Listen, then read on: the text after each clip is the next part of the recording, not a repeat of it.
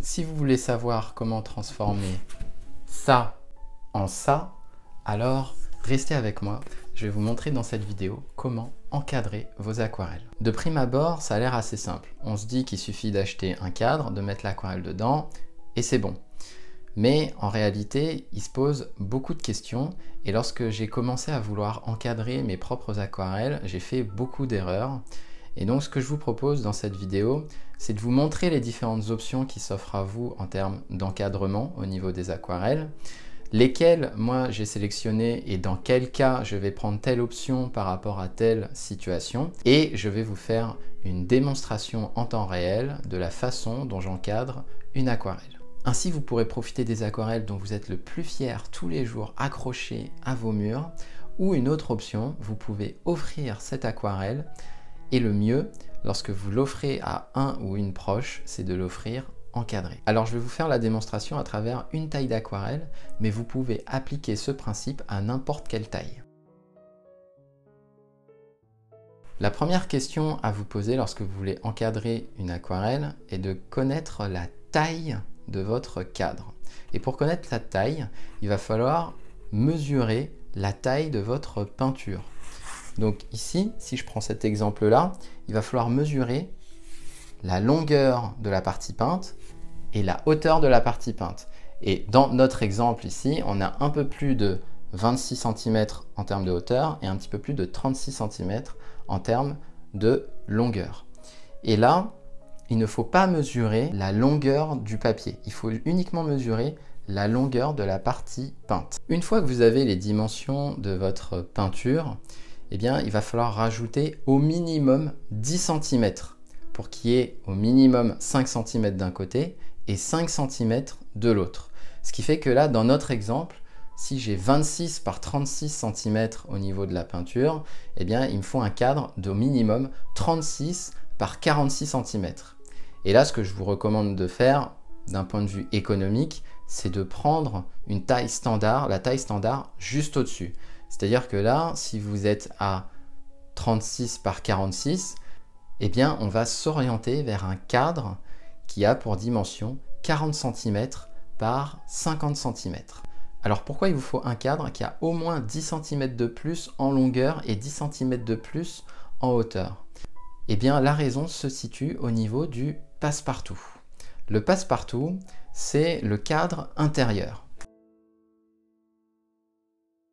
Je vais vous montrer un passe-partout, c'est exactement ça. Et en fait, le cadre, la taille de la peinture va épouser le cadre intérieur du passe-partout. Et le cadre extérieur du passe-partout va épouser la taille du cadre.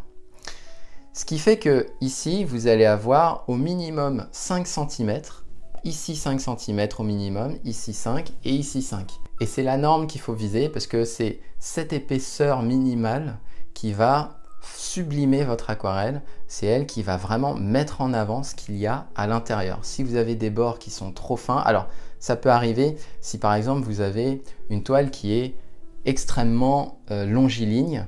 À ce moment-là, il peut être pertinent d'avoir des bords plutôt fins sur la longueur pour renforcer cette impression de longueur. Mais sur des aquarelles un petit peu plus de taille plus classique, ce que je vous recommande, c'est de conserver 5 cm de chacun des côtés, au minimum. Et donc, en l'occurrence, ici, dans notre cas, eh bien, on va avoir 7 cm, 7 cm, 7 cm et 7 cm. Et donc là, on en arrive à notre deuxième point qui est la taille du passe-partout. Et pour ça, le mieux, c'est de les faire sur mesure. Parce que lorsque j'ai cherché sur Internet des passe-partout de taille traditionnelle, des modèles traditionnels, je ne suis jamais tombé sur les bonnes dimensions que je cherchais. Alors du coup, le passe-partout, c'est vrai que c'est un certain budget, c'est quelques euros, je crois, le passe-partout. 4, 5 ou 6 euros le passe-partout. Ça reste un budget, c'est pour ça que vous n'êtes pas obligé d'en prendre énormément, mais ça va vraiment donner le plus à votre aquarelle pour qu'elle soit mise en avant. Donc là, dans notre exemple, il va nous falloir un passe-partout de taille extérieure de 40 par 50 cm et de taille intérieure de 26 par 36 cm. La dernière question à se poser au niveau du choix du cadre, c'est la couleur et le matériau pour le verre. Au niveau de la couleur, ce que je recommande, c'est du noir. Après, vous choisissez la couleur que vous souhaitez. En fonction de certaines aquarelles avec certaines couleurs, vous pouvez être amené à prendre d'autres couleurs que le noir. Mais c'est vrai que le noir, je trouve que c'est parfait pour, d'une part, faire des expositions et d'autre part, pouvoir les accrocher au mur sans que ça ne se substitue à votre aquarelle. En termes de matériaux, au niveau du verre, j'en ai identifié deux. D'une part, on a le polystyrole, qui est un matériau extrêmement léger et qui n'est pas très cher. Par contre, l'inconvénient majeur, c'est qu'il craint énormément les rayures. D'un autre côté, si vous avez moins tendance à faire attention aux choses, vous pouvez vous orienter vers du verre, qui est aussi un matériau qui est plus noble, mais qui vous coûtera plus cher et qui est plus lourd. En ce qui me concerne, maintenant, je n'achète que des cadres avec du polystyrole, puisque je ne vois vraiment aucune différence par rapport à du verre. Et je trouve que c'est vraiment plus facile à manipuler. Si vous avez besoin de références au niveau des cadres, je vais vous mettre des liens en description de cette vidéo. Par contre, au niveau du passe-partout, comme ils sont faits sur mesure, là, je vous conseille de regarder sur Internet, près de chez vous, qui est capable de vous fabriquer des passe-partout sur mesure. Le contexte étant posé, ce que je vous propose maintenant, c'est de faire une démonstration en temps réel de la façon dont j'encadre une aquarelle. À tout de suite. Alors, je vais vous montrer du coup comment on encadre une aquarelle. Il vous faut donc 3 éléments. Le premier, c'est l'aquarelle en elle-même.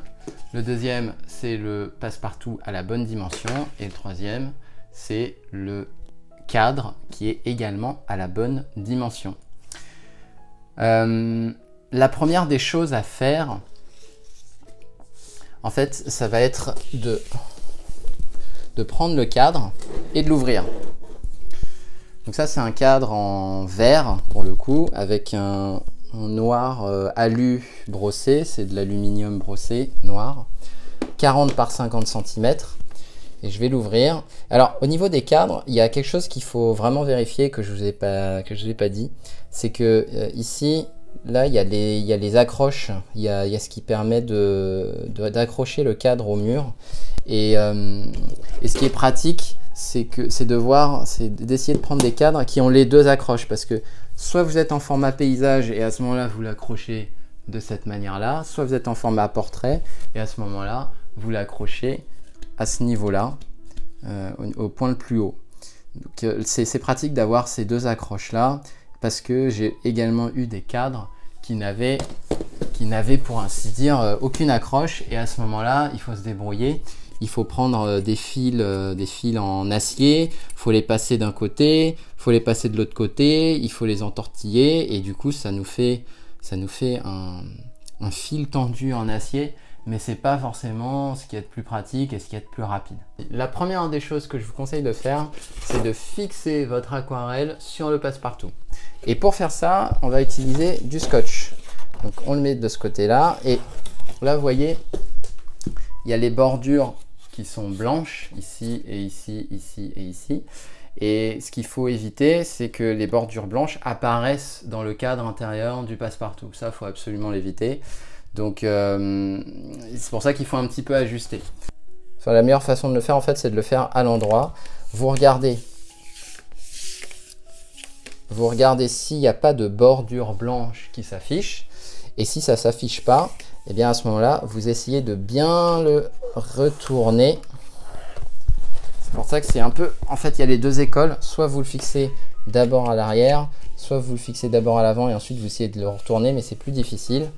Et vous prenez un bout de scotch, juste un bout. Alors, il y en a qui scotchent sur toute la longueur, mais moi, je préfère pas parce que si j'ai besoin de changer par la suite d'aquarelle, eh ben, ça sera beaucoup plus simple de retirer un petit bout de scotch. Je vous conseille néanmoins de scotcher en haut, en bas, au moins. De le tendre un peu et de le scotcher également à gauche et à droite. Hop.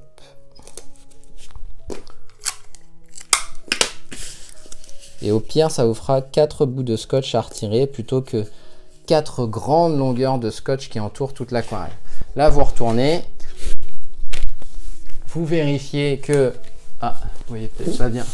Vous vérifiez que tout est... qu'il n'y a toujours pas de bord qui s'affiche. Donc là, on est bien. Et à ce moment-là, vous prenez votre cadre, vous l'ouvrez.